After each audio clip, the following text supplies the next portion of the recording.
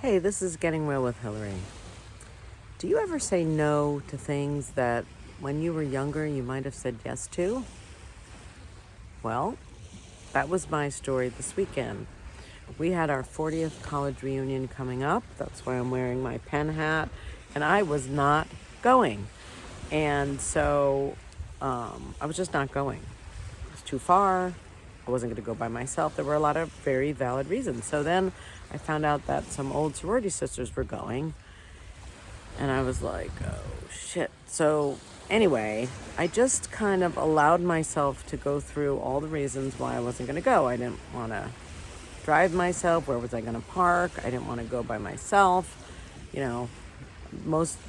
Normally the people, I don't know that many people in my class alone, but this was a 3-year reunion because of COVID.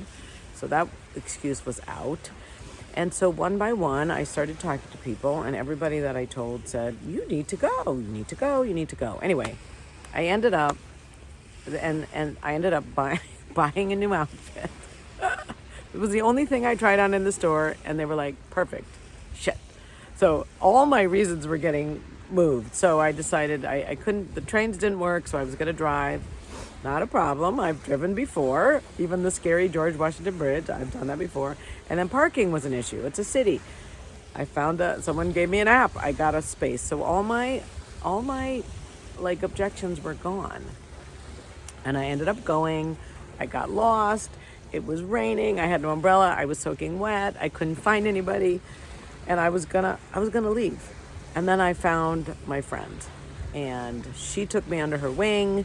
And we found our other sorority sisters, and even so, there were moments in the day when I just wanted to go home. I don't know what it was. I just was uncomfortable. Maybe no one was talking to me, but I didn't leave. They kind of didn't let me, but I didn't leave, even though I was soaked. I was cold. My clothes were wet. My shoes were wet. I couldn't walk in them. They were slippery, but I stayed. And by the end of the night, I waited, we had like 3 hours in between events, but I got through it and I got to the event and a band started playing and we started dancing. And it was so much fun. And it was like, and then I saw 2 sorority sisters that I hadn't seen and I just grabbed them and hugged them and I just felt the love and I really got that. You know what? We're a community. Even though I haven't seen them for 40 years, we're a community. We love each other. We shared a common experience, and it was fabulous. And I drove home last night in the rain. I could barely see, but I just slowed down. I took my time. I got home safely, and it all worked out. And it was, I love Penn. I have my hat. I was on captain of the squash team. That's my squash hat.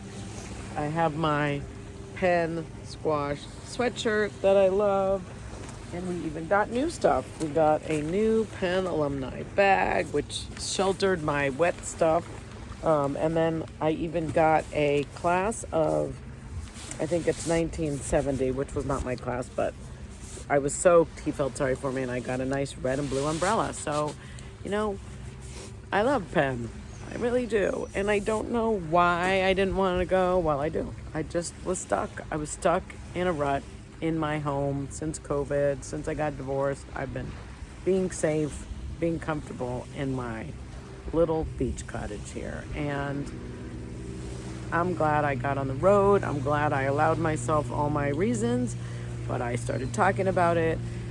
That's one of my tools and techniques. Get into dialogue, share, say what's there, and then it becomes a non-issue, or you can get past it. You can develop a strategy to get over it, and I did, and I'm so glad. And I'm so glad I saw those people, and I'm so glad that the people on the committee that I didn't really know, they kept urging me to come, and they didn't have to do that, but they did. And so I just thank them all. I thank all of them who took care of me. I thank my sorority sisters for being a community with me. And I thank Penn for doing a great reunion, great alumni functions. Just the red and blue balloons everywhere. You just feel like you're back. So thank you, all of you. This is Getting Real with Hillary. If you want more, go to my website. You can subscribe to everything. GettingRealWithHillary.com. If you haven't read my book, you got to. The Second Piece of French Toast. If you've ever been stuck in your life, got to read that. And I'll see you soon. Bye.